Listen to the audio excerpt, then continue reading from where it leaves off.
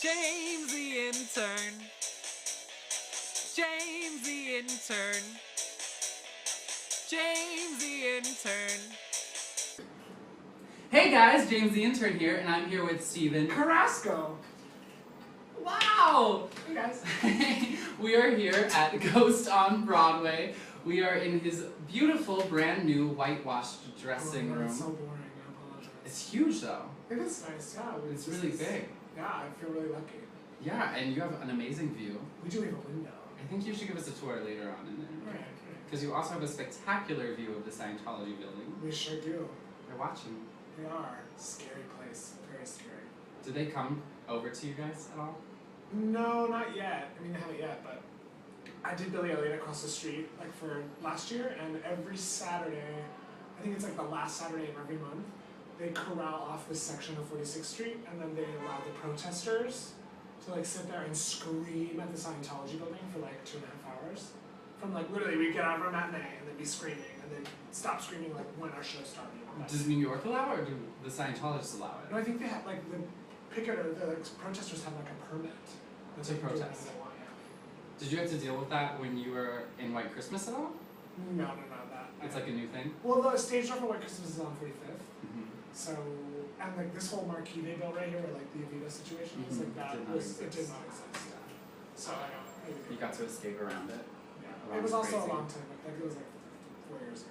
I would like to point out that all 3 of your Broadway shows have been within walking distance on the same block. They sure have. So you're like basically on your old stomping grounds. Yeah, I mean I know the pizzeria, that pizza place right there, like it's my J.O.B. Like I could recite the menu right now. It took me like 5 seconds, I'm not gonna lie, when you said J.O.B. I was like, what's that mean? Just kidding. I love pizzeria. Their lasagna pizza. I mean, what is a lasagna pizza? Hashtag fat, but No. I love their lasagna pizza. It's like Can we rewind? You just said hashtag fat. Good. There's like the ricotta pizza, or like lasagna pizza has like ricotta and meat, and like just everything in America that you want. And you just like shovel it. Does it have pasta on it, or is it just No, pizza? there's no pasta, because I think they like substitute the pasta for like the bread. I mean, I hope. It doesn't need pasta. Broadway magic. There you go, go there. Before you come to see Ghost. So, about The Ghost, one of the most anticipated musicals to come over from the West End. Yes. What was it like getting involved with Ghost? How did that process happen? This is one of the most ridiculous theatrical experiences I've ever had. Insanity. First of all, because when we all got offered the show, in December we all got an email saying that they would like to, if we were available, fly us to London. Oh, if you're available. To see the show. No, like, if you're available. Like, if what? You can I don't care what it. plans I had, like, I'm not going, because I'm going to London. Like, you're right? going. You're going to cancel things. So they flew us out there, we all got to see the show, and it was like the first time the whole cast got to hang out together. Every one of us went but one person, because they couldn't get out of their show, but it was amazing. It was like, meeting the whole cast, and we took this like picture with the West End cast and the Broadway cast on their stage. And it was just like, being a part of that whole situation was such an amazing like foundation to then create this whole experience. Because you got to kind of have a preview of the crazy that you were about to be involved in too. Yeah, and I mean our show's a lot different than what they did in London, but it was just so amazing to see like Richard and Casey and Divine, who plays our Renee, like kill it on that stage that day. It was amazing. Yeah, and then Casey came over with you guys. Well, all 3 of them did. Divine was there doing it for like 3 weeks, and we happened to see her in both the weeks while she was there. And all 3 of them came here. A lot of people have written in, because I told them I was tweeting about interviewing you today, and the #1 most asked question is, how does Sam disappear? And like all the special effects. Yeah, we were actually given like very strict instructions that we're not allowed to tell anyone. But is it insane? Like, is it crazy? Did it require like a lot of rehearsal, or? Well, there are still things like, because the ensemble's not involved in all of the illusions, so the ones that I'm not involved in, some of them I really don't even, I still to this day don't know how they work. Like my favorite illusion in the show, I don't know how it works. And I kind of don't want to know. I do kind of want to know, but I don't But you kind of want to know? But I'm sure I'll figure it out eventually. But I think that's going to drive me crazy. It's cool. Watching the show though, I am going to go crazy. Like, I don't know how to Even the ones though that I know how they work, they still like make my jaw drop every night. And now it's fun as a swing, like getting to watch the show and watch the audience experience them for the first Yeah. time. Does it just go nuts? Well, it's like when we saw the show in London, like, because you're not expecting it, you don't know what's coming really. You know the story, but you don't know that like how they're gonna tell it. And when you start to see people like floating or disappearing or just like things like it's crazy and it's amazing. It's Broadway amazing. magic. It's just we have like our illusionist Paul Kiev. You have a dedicated illusionist for There's the a show. there's a team of people led by him, Paul, and he does all the illusions for the show, and he's so good and so cool, and he's just so good at what he does. He has literally sat in every seat around the house, like making sure that it's making sure you can't see anything, and just like Matthew Warchus, who's our director, is very fascinated with that whole world. And so he loves incorporating elements of it into our show, and he's incorporating it into Matilda as well. I think there's Another as well, highly anticipated show coming from the West Yeah. End. West End's People- just taking over right across the street. People who from our cast saw Matilda when they were there and said it was insanely amazing, so I can't wait. How does this differ from the movie? Do you feel like it's adaptation, or do you feel like it's its own entity? It follows the story of the movie pretty closely. They altered a few little things here and there, but unless you're like a super fan and know like the script word for word, you won't really notice, I think, the things that they make different. And it's great in that respect. Like all of the key, I think this show is wonderful in the sense that it pays homage to the movie, giving the movie fans everything they want to see, like the iconic moments. Yeah. Recreating them to the extent where they're paying homage to the movie, but they're also making them special and different for our show. Like I think So it's just a really good mix. yeah, like the way they do, for example, the pottery scene that is so iconic from that movie. Yeah, everyone knows the pottery scene. Right, the way they present it in our show is just, I think it's just a perfect way to do it. They don't try to recreate how amazing that moment was in the movie, but they pay homage to it and then they change it and put their own little spin on it just for our show, which I like. So it's almost more of like a tribute than exactly. a complete adaptation. We actually did bring a gift for you on top of the donut muffin. Wait, there's like prizes? We got you a gift. Thank you. That's amazing. You know to do that. We got you some Play-Doh so you can rehearse the pottery scene. I haven't played with Play-Doh since I was like a fetus. Well, get ready to because we just got you some. Should I open it? I think you should open it now. I think we should actually recreate the What pottery color scene. is it? It's the color of the cap. It's like a dark blue. Aww. Thanks. Thanks, Broadway Spotted.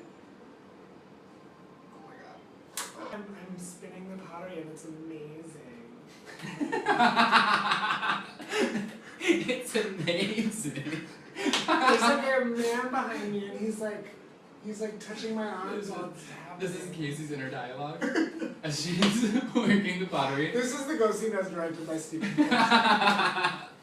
So there's like you're touching the pottery and like there's a man behind you and he's like super hot. But it's just organic. It's just organic. He's like there, but he's not really there, but he's there. So like just really like just keep. I just literally had like a team meeting in front of you. You did. It was pretty good. Have you seen Richard Fleischman? I mean, come on. It's true. He's like the easiest thing on the kind artist of ever. the hottest thing on Broadway. Oh my god. That picture of him on the marquee? Speaking of the marquee, let's talk about the marquee. Why is your logo not Casey? Oh, well, Can we explain Wait, this? Every well- other promo picture, her. okay. Logo, True, not her. true. And it was, I think, them originally. But since Coast opened on the West End, I think they're now opening even more productions beyond Broadway, like in other countries. And I think they wanted to create a poster that was universal for every production of it, because obviously Richard and Casey aren't going to star in every production of I this. mean, they should. They can't leave Broadway, we need them. It's true. So I think they wanted to create a poster that was, and that they wouldn't have to change if Richard, like if our show runs and Richard and Casey, end up doing it for so long and then other things. Wink, wink. And I mean, it's not like the people on the poster are ugly, they're super hot. No, they're not ugly. It's just very confusing. It is. I mean, it's not. It is, I get it. It's a little confusing. Okay. When I was walking by and I saw the original marquee go, I was like, what's going on? Where's my case? Where's my case leaves? Right. Well, she's on the CD cover. Well, that's good. And I will say this about Richard Fleischman and Casey Lee. They are hands down most unbelievably warm, kind principals I've ever worked with on the show. Richard, I remember the first day he came into the studio, because he was called before, with the ensemble before Casey was in New York. He came in and I watched him walk around to every single person in the room and have a conversation. Not just a, hi, I'm Richard, whatever, like literally connect with every single person in the room. With no ego, nothing, just being a sweet, charming, awesome guy. And Casey did the exact same thing. I mean, like, they're just, you can't teach that. You No, can't. you're born with it. You are born being a good person, and they just both are. Casey leaves her door open every day so we can go and like chill in her like ridiculous couch that she has. Her apartment. Literally her, no joke, her dressing room is literally twice the size of my apartment. Well, I have to tell you, Ellen Marsh, she has a pretty fantastic dressing room. I love that video. Over She at the decorated Priscilla. so cute. She did Super decorate. swing pillow. I feel like you have some ideas working in here though that well, are gonna. I'm gonna kind of leave it up to James Brown because he's the creative James one. Brown the third. James Brown the third, JB3, and he is gonna nail it. I think in this corner. I'm hoping it'll just like kind Expand of outward. splash into this. We'll see. We'll see. I'll text him the video. I'll be like, hey, watch this. Yeah, hopefully.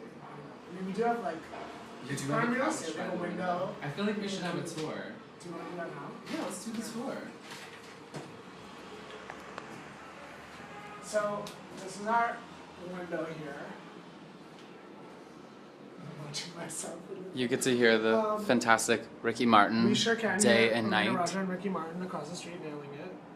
Porgy and Bess, some Audra, Yeah. We have a little bathroom, no shower, but we do have a bathroom. And we have a window in the bathroom that looks out over the Church of Crazy. I mean, the Church of Scientology. Oops, did we say that? And yeah, we can also hear the picketers there on like once a month, which is awesome. Little conversation Yeah, he's wall. like super into fashion. He's making most of the girls in the ensemble. He's making their opening night dresses, like designing them all and making them. And most of the men ordered custom tailored suits for opening night from his company, worldofalpha.com, which is amazing. And hopefully we'll be seeing those outfits on the Tony Awards when Ghost gets its Tony. We'll see. Tony. Who knows? Well, yeah, these are like, they gave us these. This is my script and score. So script and score. And then these are mine that I made for the show. I have Act 1 and Act 2. You have a binder for each act. Well, I wasn't sure how much space I was going to need when I was making, so I separated them. And I'm kind of glad I did because they're just easier to manage and I can kind of carry this around with me and then switch into the mission. I don't know yet. I haven't been on yet, so I don't really know how this is all going to work yet. Yeah. Because the ensemble, for the most part, spends a lot of time, like, they run on stage, they do their, like, minute and a half of choreography, run off stage, run underneath the stage, change clothes in, like, 15 seconds, and run back on. So I don't necessarily know if I'm going to have time to grab this. Yeah, you guys don't actually even look it over. seem like you have like a moment to breathe. So we'll see, I don't know yet. And then You this... can make postcards, like little flip cards. I know, I have to do that. We'll I have test to make, you. like, individual. We should come back with flip cards and give you a quiz. Oh, don't. I'll never work again, are you kidding me? Ever again. I don't know, I've never swung from the ground up, so this is like I've swung before, but never, I was a replacement, so they teach you everything in your replacements. Yeah. It's a lot easier, it's not a lot of guessing, and this, like, we're changing everything every day, and the show's not frozen yet, so we're... But is it exciting to be from the ground up on a huge Oh my Broadway god, musical? yeah, it's incredible, and it's been so exciting to watch it all come together. It was so hard to rehearse the show in a studio because so much of it depends on, well, what we do with the set, and like all the illusions depend on the lighting and the set and everything. It was really cool to watch the show grow from kind of, for Richard and Casey, they obviously knew what they were getting into because they had done it, but the whole ensemble, we only saw it once. So to watch it grow from the studio to then come to the stage was awesome. Craziness. And you don't really get that. You get to see that sort of when you're in the ensemble, but as a swing you get to literally watch the whole product before you step into it, hopefully. Well, thank you so much for meeting with us and sitting in your dressing room backstage Oh my and gosh, you're so showing us welcome. around and You're your so welcome, huge James the Intern. space. Yeah, it's massive. It really is massive. It's pretty Maybe big. curtains or something. I feel like this is actually bigger than my first New York apartment. I mean, it's bigger than my current York. Tiny apartment. Do you have a Twitter or anything that the I fans can do, follow? Stephen yet? Carrasco. Yeah, that's my full Stephen name. Carrasco.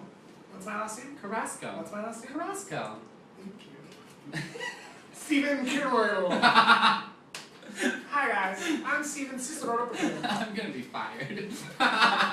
And boop, cut. Bye guys. Thanks. Thank you so much, James. James Frankel. James the Intern.